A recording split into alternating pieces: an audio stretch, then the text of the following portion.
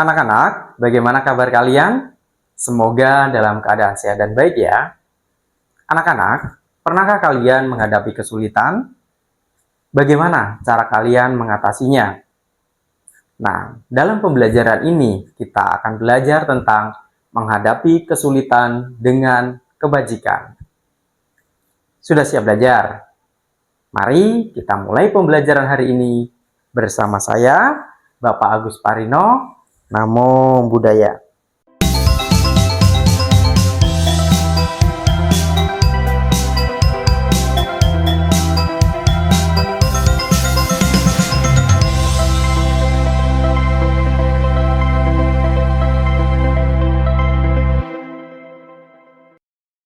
Anak-anak, kebajikan atau metta adalah salah satu 4 Brahmavihara atau kualitas yang luhur diajarkan oleh Buddha.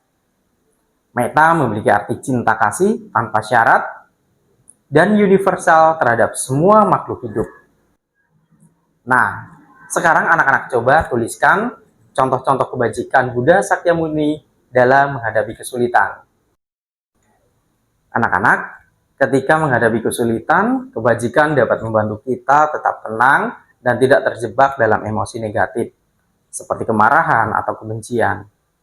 Dengan bersikap baik, kita dapat menjaga pikiran kita tetap tenang dan jernih, serta fokus pada solusi daripada masalah itu sendiri. Ini juga membantu kita untuk tidak menyakiti diri sendiri atau orang lain dalam prosesnya. Kebajikan juga dapat menarik dukungan dan bantuan dari orang lain. Ketika kita menunjukkan kebajikan orang lain, cenderung merespon dengan cara yang sama, menciptakan lingkungan yang lebih positif dan mendukung. Ini sangat penting sehingga perlu bantuan atau dukungan dari orang lain. Dalam meditasi yang dipraktekkan Buddha, praktek metta bhavana adalah cara untuk mengembangkan kebajikan dalam diri kita. Dengan rutin melakukan meditasi ini, kita dapat memperkuat kemampuan kita untuk tetap baik bahkan dalam situasi sulit.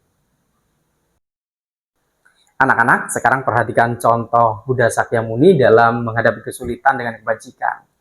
Oke, yang pertama adalah kisah Cinca Manawika, di mana Cinca Manawika itu adalah seorang wanita cantik yang tinggal di kota Sawati. Beberapa orang yang tidak menyukai Buddha dan ajarannya merencanakan untuk mencemarkan nama baik beliau. Mereka mendekati Cinca Manawika dan memintanya untuk membantu mereka dalam rencana jahat ini. Cinca Manawika setuju untuk membantu mereka. Setiap hari dia berpura-pura pergi ke wihara Jetavana, tempat Buddha tinggal, dan kembali pada malam hari. Ketika orang-orang bertanya, kemana dia pergi? Dia menjawab bahwa dia menghabiskan waktu bersama Buddha. Setelah beberapa bulan, dia mengikatkan bantal di bawah pakaiannya untuk berpura-pura hamil. Dia kemudian mendatangi Buddha di depan banyak orang dan menuduh beliau sebagai ayah dari anak yang dikandungnya. Buddha tetap tenang dan tidak marah. Beliau hanya berkata dengan lembut, "Hanya kamu dan aku yang tahu kebenarannya." Pada saat itu, Dewa Saka yang melihat apa yang terjadi memutuskan untuk membantu Buddha. Dia mengirimkan beberapa tikus kecil untuk menggigit tali yang mengikat bantal di perut Cinca Manawika. Ketika tali itu putus, bantal jatuh dan semua orang melihat bahwa Cinca Manawika telah berbohong. Cinca Manawika merasa sangat malu dan akhirnya mengakui bahwa dia telah berbohong. Orang-orang yang merencanakan fitnah ini juga merasa malu dan meninggalkan tempat itu. Buddha tetap tenang dan tidak menunjukkan kebencian atau kemarahan terhadap Cinca Manawika atau orang-orang yang merencanakan fitnah tersebut.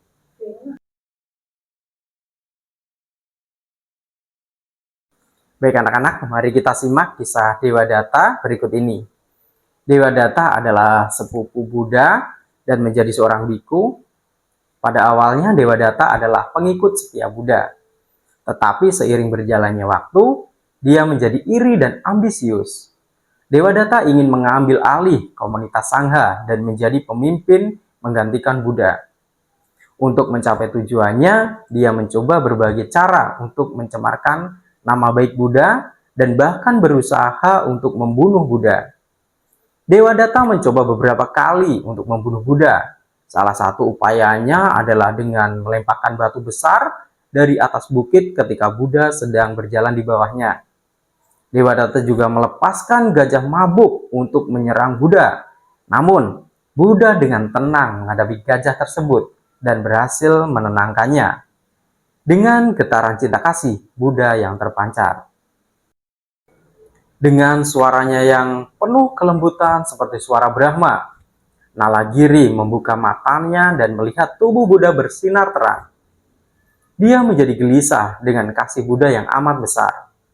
Diturunkanlah belalainya. Dia berlutut di kaki Buddha. Buddha selalu menghadapi tindakan Dewadatta itu dengan ketenangan dan kebajikan.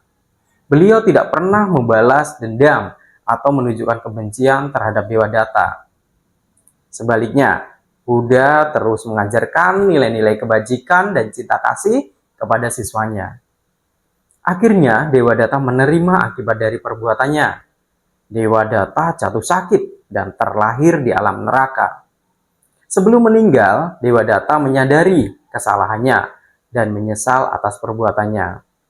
Meskipun demikian, Buddha tetap menunjukkan belas kasih dan tidak pernah menyimpan dendam terhadap Dewadatta.